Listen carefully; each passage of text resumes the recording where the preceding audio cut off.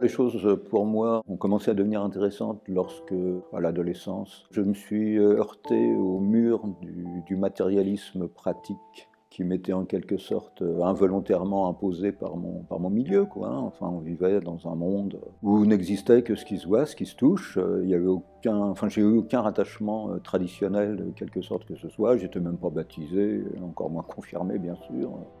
Voilà, et puis j'ai senti en moi une insatisfaction à l'égard des limites qui m'étaient posées. Et comme j'étais d'un tempérament littéraire, comme on dit pour ceux qui sont nuls en maths, je m'intéressais à tout ce qui, dans la littérature, paraissait ouvrir une brèche dans cette muraille du matérialisme un peu étouffant. Et donc j'ai eu une période surréaliste, Breton, Daumal, etc.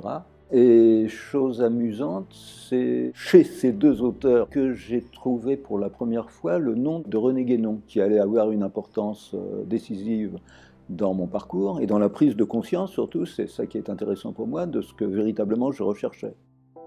J'ai le vague sentiment qu'on finit toujours par trouver ce qu'on porte en soi, enfin les interrogations, les questions que l'on porte en soi. Alors, dans l'œuvre de Guénon, il y a deux grandes catégories. Il y a la pure métaphysique, et puis il y a la dénonciation du monde moderne, de ses illusions, de ses erreurs, etc. Moi qui venais de nulle part, qui n'avais aucun attachement traditionnel, pour qui les notions religieuses étaient totalement étrangères, c'est ça qui a répondu à toutes les questions que je me posais dans mon adolescence, qui m'a fait prendre conscience justement que le monde dans lequel on voulait me faire vivre était le monde le plus illusoire qu'on puisse imaginer.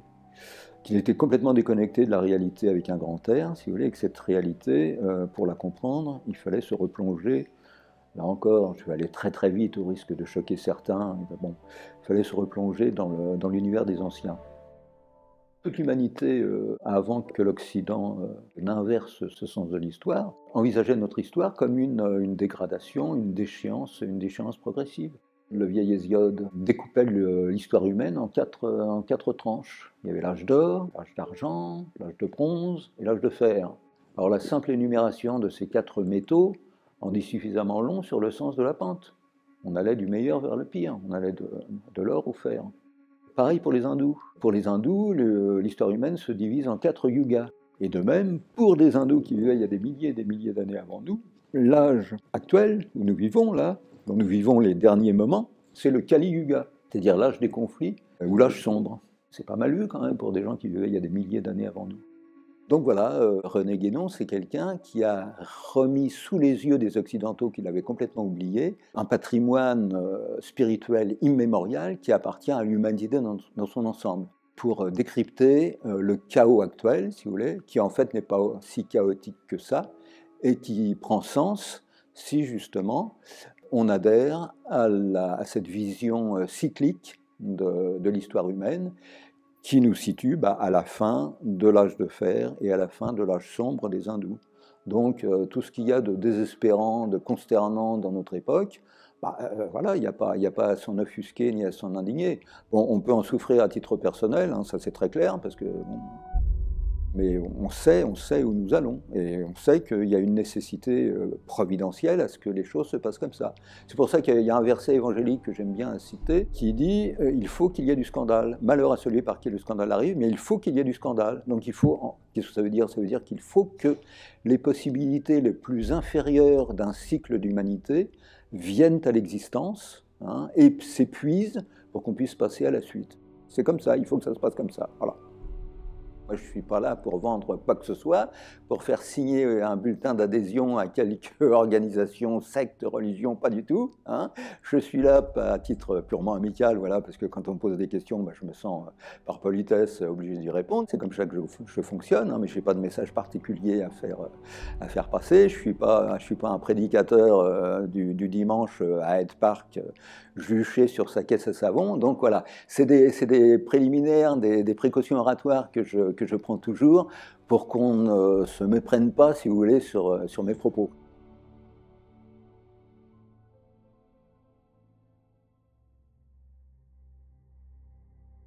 Alors, justement, l'opposition matérialisme et spiritualité, elle implique une inversion totale des paradigmes, comme disent les gens savants, parce que le matérialisme triomphant du XIXe siècle du stupide 19e siècle, comme disait Léon Daudet, qui nous a préparé le monde dans lequel nous vivons, hein, où n'existe que tout ce qui se voit, tout ce qui se touche, où la spiritualité, bon, c'est un fantasme, c'est une illusion, c'est un conte de fées, c'est quelque chose qui était bon pour nos ancêtres, qui étaient incapables de s'adapter aux principes de réalité, etc., etc.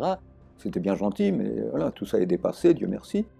Pour le positivisme, bon, on a à la louche 70 ans, 80 ans de vie terrestre, 100 ans en mettant les choses au mieux ou au pire, ça dépend comment on termine. Puis à la fin, bon, ben voilà, la conscience pour le matérialisme pur jus, c'est quelque chose qui naît de la matière, donc ça ne peut produire que des illusions, quoi, hein, voilà. Bon, on a l'illusion de croire, de prier, de rêver, d'aimer, puis à la fin des fins, ça se termine par 4 planches et un trou, hein, puis plus rien, clap de fin, sommeil sans rêve. C'est une vision du monde un petit peu, c'est pas très enthousiasmant. Mais il ne s'agit pas d'enthousiasme, il ne s'agit pas bon, de s'enthousiasmer ou de le déplorer, etc. Il s'agit que c'est la pire des illusions, c'est ça le problème, c'est la pire des illusions.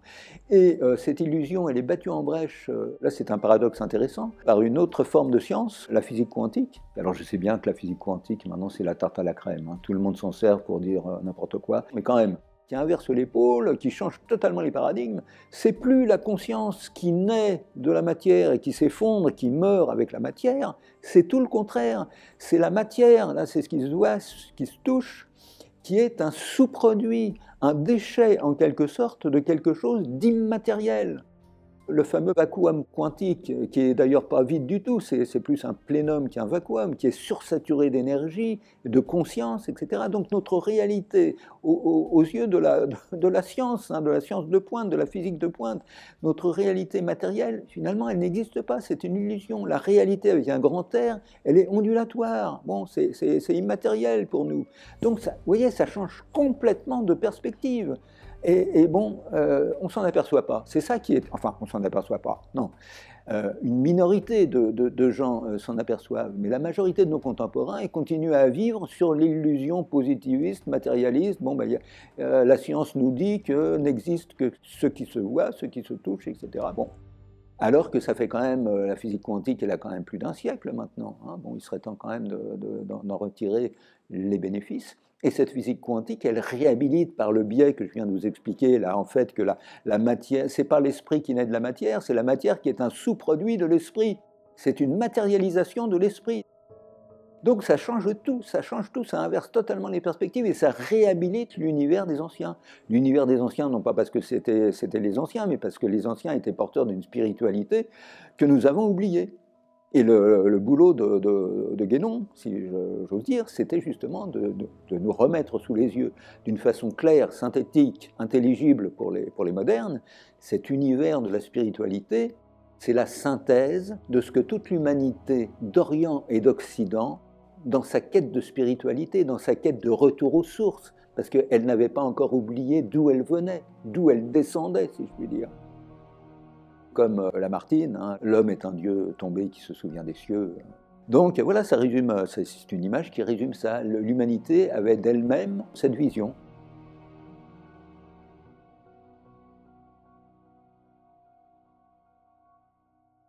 Oui, bien sûr, il s'agit de se reconnecter, effectivement, de retrouver notre état primordial, c'est-à-dire ce processus de reconnexion à hein, la source primordiale dont nous sommes tous issus et à laquelle nous sommes tous destinés à retourner. Dans la tradition judéo-chrétienne, c'est le retour au paradis terrestre, c'est le retour au jardin d'Éden, c'est le retour à la primordialité, hein, à l'état primordial de l'homme, avant qu'il n'en soit chassé et avant qu'il ne revête ces fameuses tuniques de peau qui sont tout simplement notre enveloppe charnelle. Si on admet que les deux dimensions qui définissent notre état d'existence, parce que des états d'existence, il y en a une infinité, c'est le temps et l'espace, quand on regagne le centre, on est maître du temps et de l'espace, avec tout ce que ça implique. Ça veut dire que, là aussi, le temps et l'espace, la succession chronologique, c'est une illusion. Le temps est une illusion. Et quand on a réintégré cet état primordial, on a une perception de tout en simultanéité. Il n'y a plus de passé, d'avenir, il y a un éternel présent. Et ça, toutes les traditions le disent, le postulent, le professent. Nous, les pauvres malheureux de la fin d'un cycle, les plus extérieurs à nous-mêmes, les plus exilés de notre nature profonde, on est à la périphérie de nous-mêmes. On est à la périphérie de nous-mêmes. C'est pour ça que désespérément nous cherchons à nous évader de cet étouffoir là où on veut nous emprisonner et regagner ce qu'on pressent comme notre véritable nature. L'état déplorable dans lequel se trouve la bonne majorité de nos contemporains est dû justement au fait qu'on les a privés de leur réalité, on les a amputés de l'essentiel, si vous voulez. C'est pour ça qu'on est dans cet état-là. Hein, pour moi, il n'y a pas d'autre raison. Si on prive l'homme de ce qui fait je ne dirais même pas sa dignité, mais sa réalité, sa substance même, il n'y a plus de raison de vivre, forcément. À force d'être réduit, je veux dire, à ces simples appétits matériels, je veux dire, c'est pas suffisant, parce que la matière est stupide. La matière, c'est un éternel recommencement, c'est une insatisfaction perpétuelle. Puis à la fin des fins, c'est le dégoût, c'est l'envie suicidaire, c'est le nihilisme, c'est plus rien n'a de sens, plus rien ne signifie rien. Il faut dire que notre environnement, notre décor quotidien, il encourage à ce genre de... Mais c'est justement ça, la tentation du désespoir. Et à force de nous priver, encore une fois, des réalités supérieures, des autres dimensions, qui sont notre véritable demeure, c'est notre véritable patrie. Nous sommes des exilés, là, dans ce monde de la fin de l'âge sombre du Kali Yuga. Nous sommes tous des exilés. Et les anciens, qui avaient de notre destin et de notre physiologie, de notre psychophysiologie, dirons-nous, une vision beaucoup plus nette que nous, avaient les moyens techniques, si vous voulez, de nous permettre de réintégrer, encore une fois, ce centre où nous sommes maîtres du temps et de l'espace. Nous sommes au centre de notre état. Et donc nous voyons tout en simultanéité, ce qui peut expliquer beaucoup de choses, que les hauts initiés puissent faire ce qu'ils veulent de leur enveloppe charnelle. Ils n'en sont plus prisonniers. D'où alors tous les phénomènes qui ont été observés par la mystique occidentale, par toutes les spiritualités orientales, etc., les phénomènes de bilocation, enfin voilà, on ne va pas entrer dans ces détails, mais tout ça ne prend sens que lorsque l'on sait justement que le temps et l'espace sont des illusions, et que ces illusions, on peut les transcender, on peut les dominer, dans un premier temps, en retrouvant notre état primordial, où nous sommes maîtres de tout ça, donc où nous pouvons faire ce que nous voulons de tout ce qui maintenant nous emprisonne. C'est ce qui donne sens à la quête spirituelle, et plus techniquement, à la véritable initiation. Dans un domaine, là aussi, malheureusement, il faut le préciser, où abondent, surtout en notre fin de cycle chaotique, etc., où abondent les contrefaçons, les ersatz, les parodies. Donc, méfiez-vous des imitations, si j'ose dire. D'où l'importance d'avoir des bases, des garde-fous, des choses vraiment très rigoureuses. Parce qu'effectivement, plus l'aspiration est profonde et plus elle vise haut, et plus ça serait quand même dommage de s'égarer sur des voies de garage, quoi. Puis c'est pas impunément, je veux dire, c'est pas impunément qu'on touche à certaines choses, et combien de gens avons-nous vu se perdre définitivement, des gens au psychisme un petit peu fragile, si vous voulez, parce qu'il y a des choses auxquelles on ne touche pas impunément. Et ça, aucun matérialiste ne pourra vous mettre en garde contre ce genre de danger, hein, qui sont de nature subtile, je veux dire.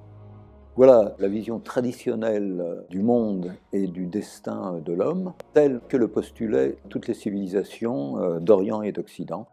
Alors, encore une fois, je ne prêche rien, hein. Chacun est totalement libre, puisque la liberté, pour moi, c'est la valeur suprême. Donc, chacun est absolument libre de penser ce qu'il veut. Je suis ennemi de tout prosélytisme, hein. Je ne suis pas du tout dans une posture de prêcheur, mais bon, je vous fais partager simplement ce qui est mon intime conviction, étayée par mon expérience personnelle, hein. Si on n'est pas sûr d'où aboutit un chemin, la meilleure façon de le savoir, c'est de l'emprunter soi-même. Alors si on a vraiment des aspirations, il y a une multitude de voies qui s'ouvrent à nous. Compte tenu qu'à la toute fin du cycle, il y a un phénomène d'économie providentielle. Alors là aussi, je vais utiliser une image un peu piausarde, un petit peu image d'Épinal, mais il est dit quelque part que quand les portes de l'enfer s'ouvrent, ce qui est le cas de notre époque, les portes du ciel en font autant. Donc il y a des possibilités particulières, il y a un phénomène de compensation qui vient justement nous sauver un petit peu de la désespérance totale que pourrait induire le spectacle du monde actuel. Donc, je veux bien qu'on récuse absolument, a priori, toute possibilité de ce genre, en classant ça dans la catégorie des délires, ou des fantasmes, ou tout ce que vous voulez, hein. Mais si on considère que voilà, il y a des questions à se poser et qu'on s'interroge sur notre véritable identité, etc., bon, on peut trouver des réponses. Alors il faut être patient, il ne faut pas être dans l'esprit du temps, c'est-à-dire tout de suite, et puis je ne veux pas me prendre la tête, faites-moi ça simple, rapide, une synthèse, un résumé, un pitch, etc. Non, il faut être patient, il faut avoir une vraie aspiration, mais si on a tout ça, on a des réponses, obligatoirement.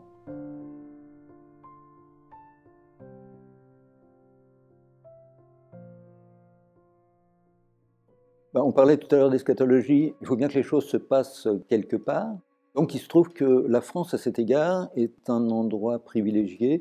Alors bon, soyons clairs, tout ça est aux antipodes de toute vision nationaliste, chauvine, etc. Ce n'est pas de cela qu'il s'agit.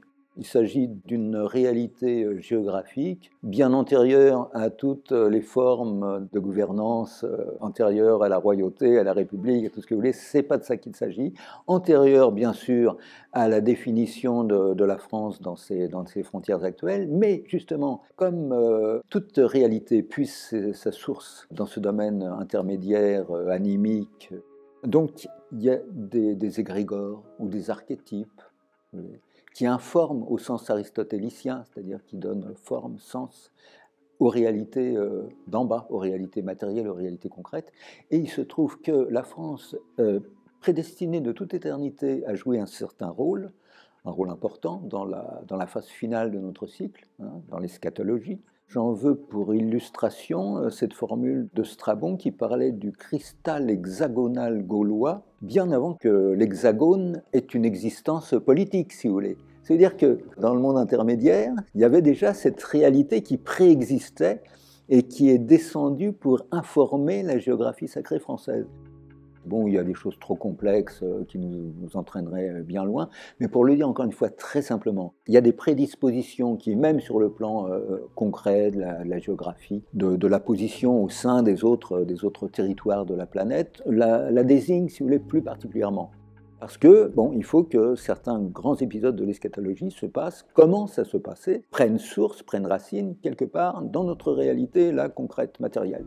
C'est pour ça que, pour utiliser une formule un petit peu ironique, amusante, je dis on est au fauteuil d'orchestre là, pour le meilleur comme pour le pire d'ailleurs.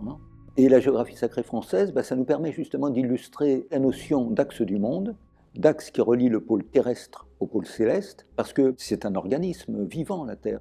Et elle est traversée de méridiens de parallèles qui sont des vecteurs de force. C'est un petit peu comme de l'acupuncture, si vous voulez. Et il y a des monuments mégalithiques qui font office, en quelque sorte, d'aiguilles d'acupuncture. En certains lieux, il y a un réseau magnétique souterrain comme il y a un réseau magnétique aérien. Je ne m'étends pas parce que tout ça est quand même connu, il y a des géobiologues, il y a des bouquins là-dessus, donc voilà.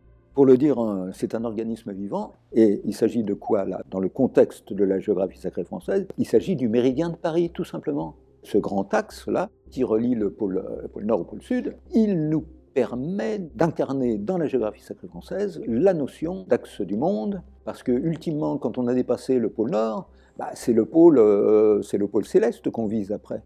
Donc voilà, pour le dire très simplement, le cristal hexagonal gaulois traversé par cette image symbolique de l'axe du monde qu'est le méridien de Paris. Il ne faut pas perdre de vue encore une fois que nos ancêtres étaient parfaitement informés de cette vie organique de la Terre. Donc pour eux, ils n'avaient pas besoin d'attendre que les frontières officielles aient été déterminées, si vous voulez. Pour eux, je veux dire, n'existaient que des lignes de force qu'ils avaient parfaitement repérées. Et le méridien de Paris en est une. Donc c'est pas par hasard si Lutèce a été bâti là-dessus, si vous voulez. C'est pas le méridien qui est venu se surajouter après parce que Paris était la capitale et puis que Louis XIV a décrété que machin, voilà, et les Cassini. Non. Ça préexistait de toute éternité. Alors que Louis XIV en a été conscient ou pas, je veux dire, peu importe. Mais d'autres dans l'ombre étaient conscients. C'est comme ça que se passe l'histoire, si vous voulez. Et voilà, c'est pour ça que a été déterminé le méridien de Paris. Après, c'est pas non plus pour rien, sur un plan bon, plus contingent, mais pas indifférent non plus, que la primauté soit passée au méridien de Greenwich, la sorcière verte. Bref, voilà, tout a un sens, si vous voulez. Et donc, le méridien de Paris, effectivement, c'est une réalité opérative, c'est pas une réalité administrative, officielle, etc., etc. C'est un vecteur de force, voilà, c'est vraiment la colonne vertébrale de la France. Et alors, encore plus intéressant, si vous voulez, comme l'homme est un microcosme, qui récapitule en lui le macrocosme, ces réalités dont nous venons de parler, qui sont d'abord cosmologiques, ensuite de l'ordre de la géographie sacrée, elles doivent se traduire aussi dans notre organisme. Et l'axe du monde, le méridien, c'est quoi pour nous? C'est évidemment la colonne vertébrale. Et alors, dans la physiologie traditionnelle, au bas de la colonne vertébrale, alors c'est pas visible au microscope, là encore, c'est une réalité subtile, mais ô combien opérative. Il y a ce qu'on appelle un germe d'immortalité, un noyau indestructible, alors qui a différents noms dans différentes traditions, que les juifs appellent le luz, que les musulmans appellent le hadjam, qui est le caillou blanc de l'Apocalypse de Saint Jean. Alors en résumé, qu'est-ce que c'est?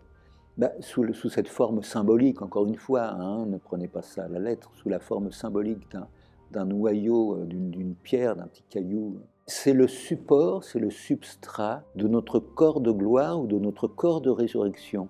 C'est-à-dire, au-delà de la matérialité de l'enveloppe charnelle, c'est le support de notre réalité subtile, si vous voulez. C'est ce qui nous permet de transcender l'enveloppe charnelle dont je n'ai pas cessé de vous ressasser le caractère emprisonnant, etc. etc.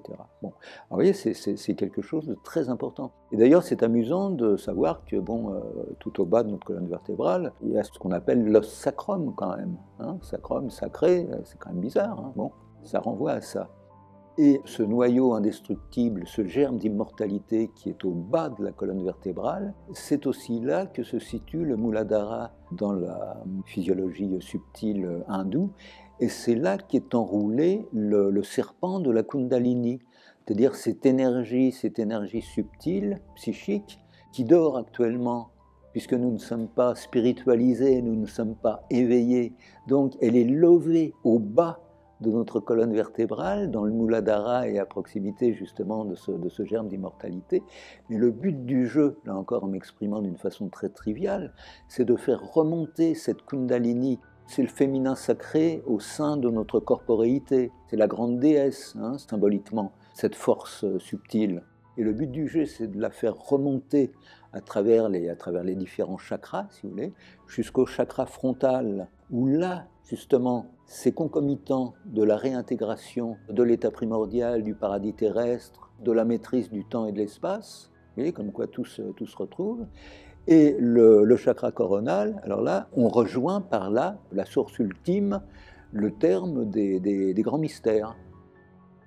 Vous voyez, donc le cheminement de la Kundalini éveillée et traversant les chakras permet de récapituler ce processus initiatique. Alors, si on poursuit l'analogie, on doit s'attendre à ce qu'au bas de la colonne vertébrale de la France, qui est le méridien de Paris, on trouve l'équivalent de ce germe d'immortalité, de ce noyau. On le trouve.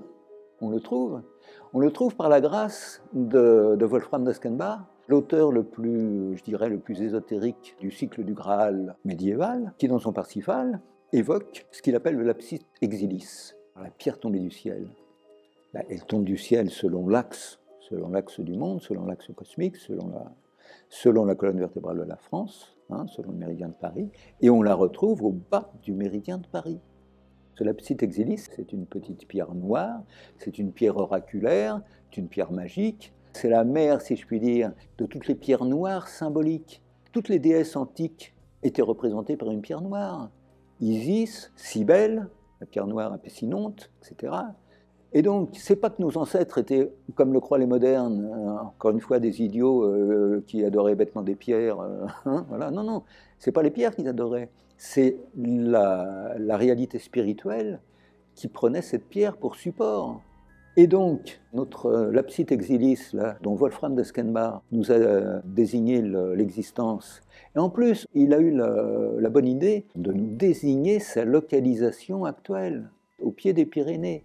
Donc, dans le Razès actuel, que tous les aficionados de Rennes-le-Château et de ses mystères connaissent parfaitement, hein, la pierre noire, c'est ça le véritable mystère du Razès. Il n'y a pas de trésor matériel à chercher là-bas.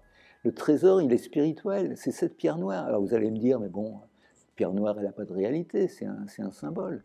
Mais si, un symbole, il y a une réalité, parce que là encore, c'est une illusion de nos contemporains pour eux. Un symbole, bon, c'est un couteau sans manche auquel il manque la lame, quoi, hein. C'est une façon de parler, c'est bon, un symbole, ça n'existe pas. Si, pour être un symbole dans toute l'acception du terme, il faut qu'il ait une double réalité. Il faut qu'il ait une réalité concrète, support d'une réalité spirituelle, hein, bon.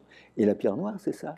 Et la pierre noire, elle existe. La pierre noire, elle existe bel et bien, le Lapsit Exilis de Wolfram d'Esquenbar, qui est, si je puis dire, le personnage majeur du Parsifal, qui est une version du Graal, hein, un aspect du Graal, c'est la pierre. Il y a la coupe, mais il y a la pierre, et c'est la même chose, puisque la coupe est taillée dans la pierre, hein, symboliquement. Donc c'est ça, c'est le vrai Graal, c'est ça, c'est cette pierre noire oraculaire.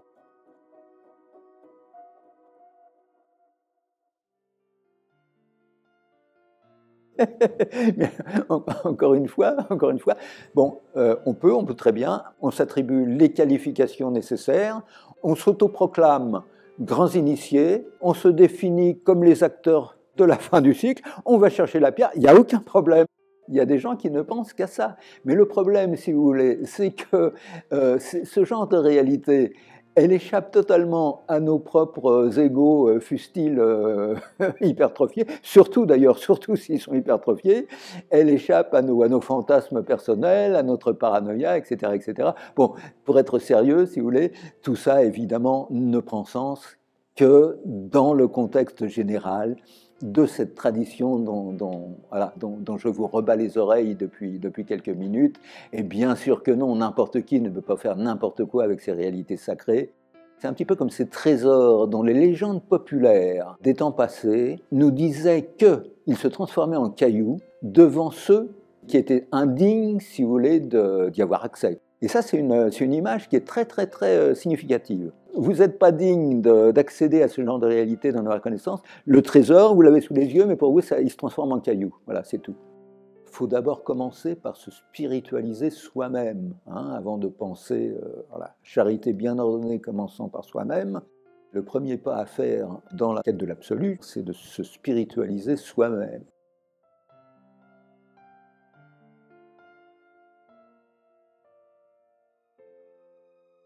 Tout ce que je peux vous dire, c'est que tout est réglé comme une mécanique d'horlogerie suisse, c'est millimétré, tout est sous contrôle. Et les justes et les grands spirituels recrutés dans toutes les traditions, hein, qui préparent l'avènement du 10e Avatara, du Messie, du Christ glorieux, du Bouddha Maitreya, voilà.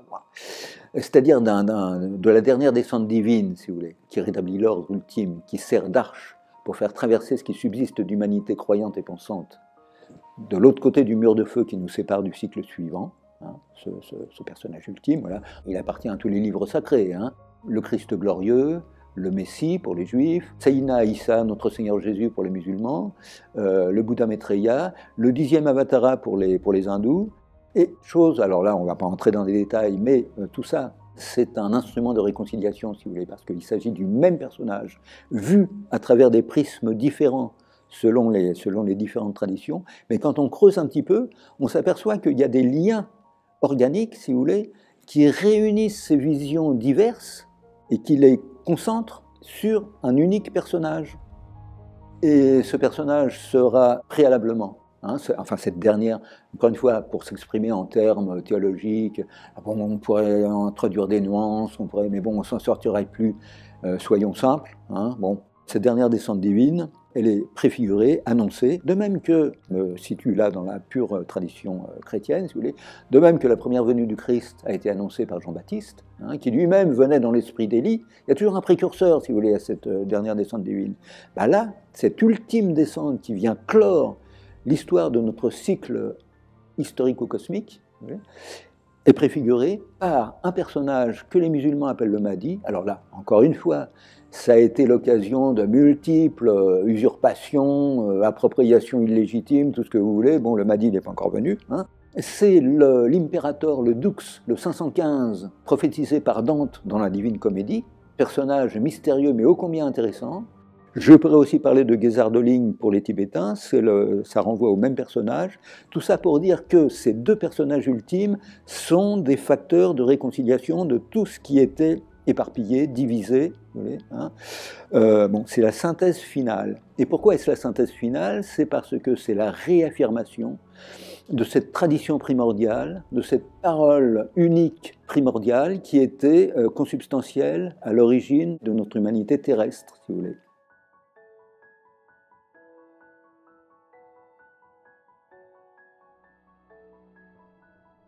Alors, votre objection est tout à fait pertinente, et d'ailleurs vous êtes légitimé à la poser par ce verset évangélique selon lequel le royaume de Dieu est en vous. Ça résume tout. On est bien d'accord. Et puis le schéma dont on vient de parler, hein, de la colonne vertébrale équivalent de l'axis mundi, de l'axe du monde, avec le germe d'immortalité au bas, etc., etc. Bon, l'homme est un petit monde. Bon, il porte tout en lui, c'est vrai.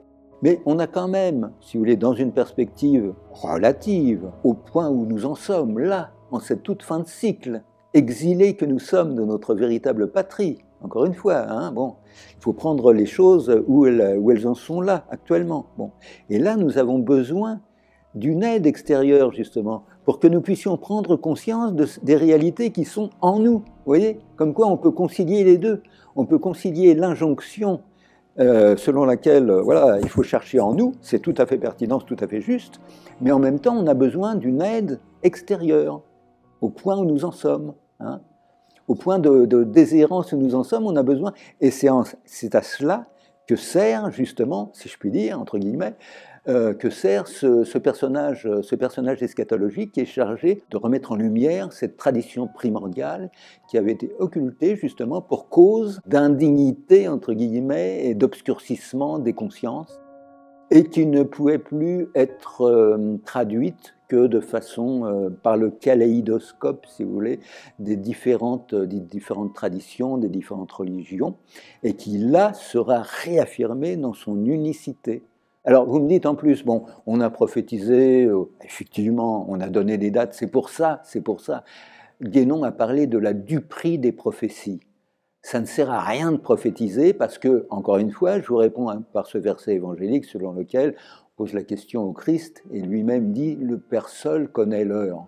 Hein, voilà. Alors si le Père seul la connaît, l'heure, c'est pas la peine de spéculer, de dire 2012 et de se ridiculiser au Bugarach, hein, voilà, ou ailleurs. Non. Simplement, bon, il y a des dates théoriques de fin de cycle. Je dis bien théorique, mais il y a toujours des aménagements, il y a toujours des... Hein, bon. On est, là encore je vais utiliser une formule triviale, on est dans les arrêts de jeu actuellement, si vous voulez. Hein, le cycle virtuellement il est achevé, et là simplement c'est un bonus dont on est censé faire le meilleur usage justement. C'est un délai de grâce qui nous est accordé, mais bon, là encore, je vais pas me contredire, là, alors que je viens de dire qu'il n'y a pas de date à donner, et je ne vais pas non plus jouer les Nostradamus de sous-préfecture. Hein. Mais bon, disons que c'est quand même imminent. Hein. C'est pas dans 100 ans. Hein. C'est pas dans 100 ans.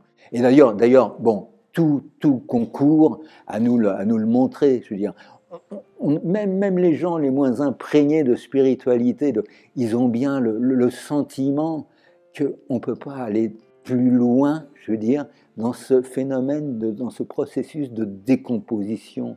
Hein, actuellement, là, on sent qu'on touche le fond. Il y a des analogies dans le cycle historique. Bon, ça, l'histoire ne se répète pas, c'est bien connu, mais il y a quand même des analogies frappantes. Et notre époque, je veux dire, c'est une époque vraiment de décadence totale, et qui ressemble beaucoup par bien des aspects au Bas-Empire, à la fin de l'Empire romain. Sauf que, bon, le vrai Bas-Empire, si je puis me permettre cette formulation un peu triviale, ça avait de la gueule, je veux dire. Il y avait des personnages, il y avait une dramaturgie. bon, il y avait quand même un souffle. Tandis que là, je veux dire, là, notre époque, c'est un bas empire pour petits bourgeois, je veux dire. C'est sous le sceau, en plus, du grotesque, du ridicule qui s'attache à tout. Il y a des fois, on se demande, je veux dire, quand on entend une parole officielle, je veux dire, on se demande si c'est pour rire, comme disent les gosses, si c'est pour de rire ou si c'est pour de vrai, je veux dire, tellement c'est énorme, tellement si c'est... Bon, cette façon d'infantiliser, notre époque ne se contente pas d'être abrutie, violente, déshumanisée, imbécile, agressive, tout ce que vous voulez. Mais non, en plus, cerise sur le gâteau, c'est la marque du diable, si vous voulez, elle est ridicule, elle est grotesque. Il y a des fois, bon, je me dis en moi-même, à la limite, c'est humiliant de s'indigner, parce que ça ne le mérite pas. Il y a une formule superbe de Chateaubriand qui disait « Il faut être économe de son mépris, eu égard au grand nombre des nécessiteux ». Bon, là, c'est pareil, il faut être économe de son indignation, parce que bon, c'est plus possible, quoi. Vaut mieux en rire, quoi, voilà. Puis c'est une réaction plus saine, à la fois sur le plan humain, sur le plan personnel, voilà. Il n'y a même plus à s'indigner, ça en vaut plus le coup, quoi, voilà. Heureusement qu'il y a des réinformations, si je puis dire, bon, qu'on n'est pas uniquement tributaire de la parole officielle, donc de ce qu'il en subsiste, parce que maintenant la parole officielle, elle commence à s'effriter un petit peu, à s'éparpiller, à se contredire, là aussi à l'image du chaos ambiant. Hein. Mais c'est normal, là aussi c'est un signe. Notre monde va vers le solvay alchimique, c'est-à-dire l'atomisation. Hein, atomisation de la société, guerre de tous contre tous, là aussi c'est des signes, tout ça c'est ça fait sens, hein. Même guerre des sexes, enfin tout ce que vous voulez. Le but du jeu c'est diviser pour régner, et puis c'est notre univers où le fric règne, hein. Alors, encore une fois pour le dire très simplement, c'est ça. Où les appétits les plus inférieurs ont libre cours. Et c'est pour ça, bon, la montée dans les profondeurs, si vous voulez. Il y a un rejet instinctif, même si la pensée n'est pas structurée, même si ce n'est pas formulé consciemment, etc. Mais il y a un rejet sain, je veux dire, de ça. Notre but, quand même, dans la vie, je veux dire, c'est de réaliser notre destin d'homme et penser, je veux dire, à ce à quoi nous sommes destinés ultimement. Mais tout ce qui est fait pour nous en détourner, justement, c'est la distraction au sens pascalien du mot, si vous voulez. Tout ce qui est fait pour nous détourner de l'essentiel. Comme le disait Bernanos à la fin de la Seconde Guerre mondiale, la civilisation est une conspiration permanente contre la vie spirituelle.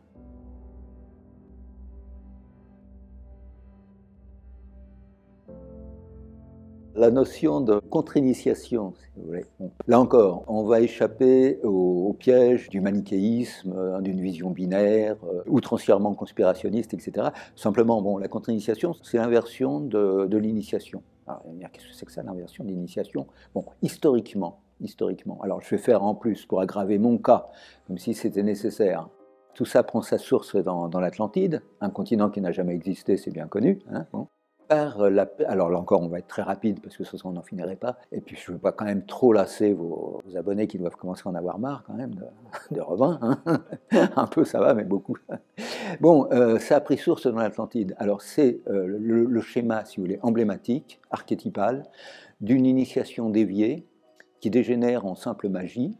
Hein, c'est-à-dire qu'il oublie sa racine spirituelle pour s'occuper uniquement du domaine intermédiaire, du domaine psychique, du domaine animique, qui se prend les pieds dans le piège du pouvoir. Hein, vous savez, ces fameux pouvoirs qui sont acquis par une démarche initiatique, mais que tout le monde, enfin que tous les vrais spirituels dénoncent comme un piège où il ne faut pas s'attarder. Le rejet des pouvoirs, c'est un passage obligé d'une vraie démarche spirituelle. Bon, donc eux, les Atlantes, ont fait le contraire, c'est-à-dire c'est une initiation déviée qui s'est fait piéger dans l'hypertrophie magique, etc.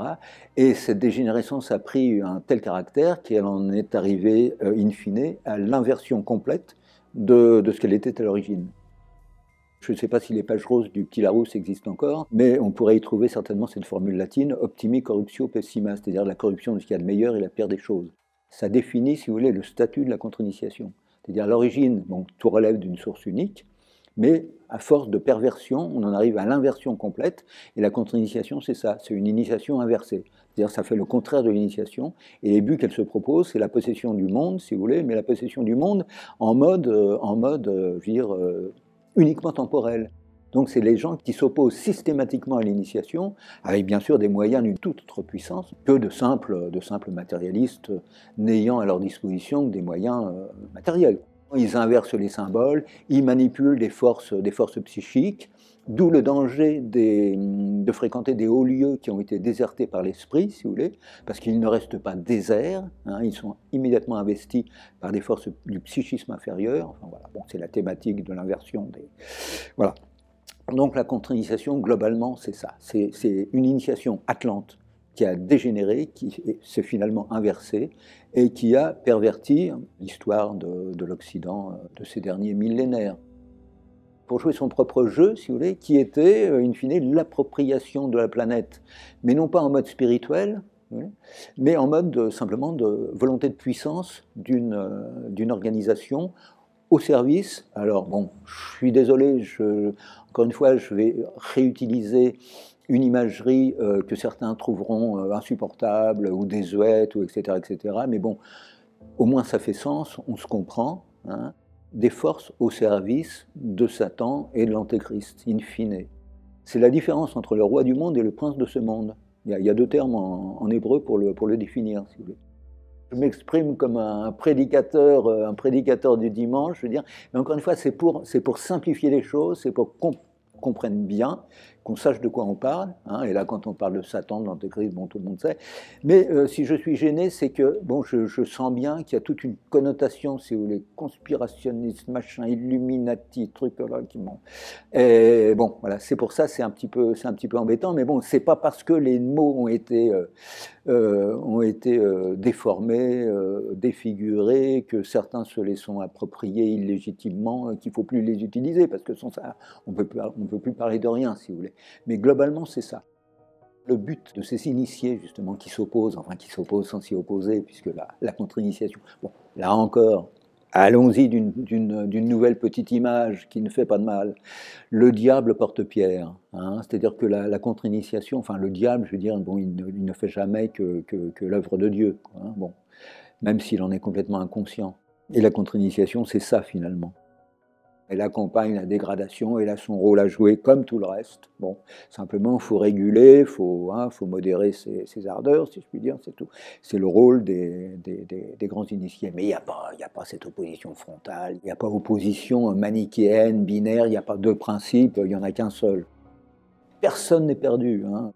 C'est pour ça qu'il faut faire l'économie de ces indignations aussi. On ne sait pas ce que le personnage qui joue le rôle le plus infect actuellement, à la fin des fins, il pourra donner. Peut-être qu'il pourra se retourner complètement. L'époque est propice à ça, au retournement, à la métanoïa, comme disent les Grecs, à la teshuva, comme disent les Juifs, à la conversion. Voilà.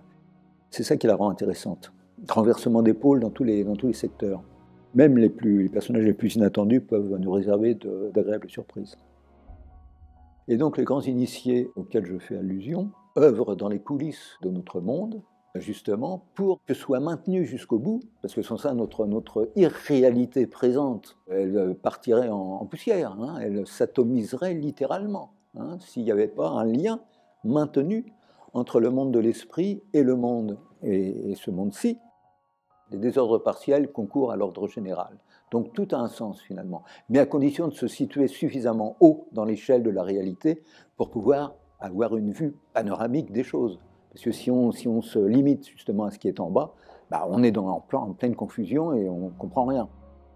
Encore une fois, je n'ai pas de meilleure image que celle du mécanisme d'horlogerie suisse. C'est très très très précis, voilà. C'est un des grands paradoxes, si vous voulez, à la fois tout est en simultanéité dans les matrices de la sagesse divine et en même temps au niveau de notre ici-bas, hein, et de toutes ces contingences, ça apparaît comme une gestion au quotidien comme ça, très très. Voilà. Ça fait partie des grands mystères de la cosmologie et de notre fin de cycle.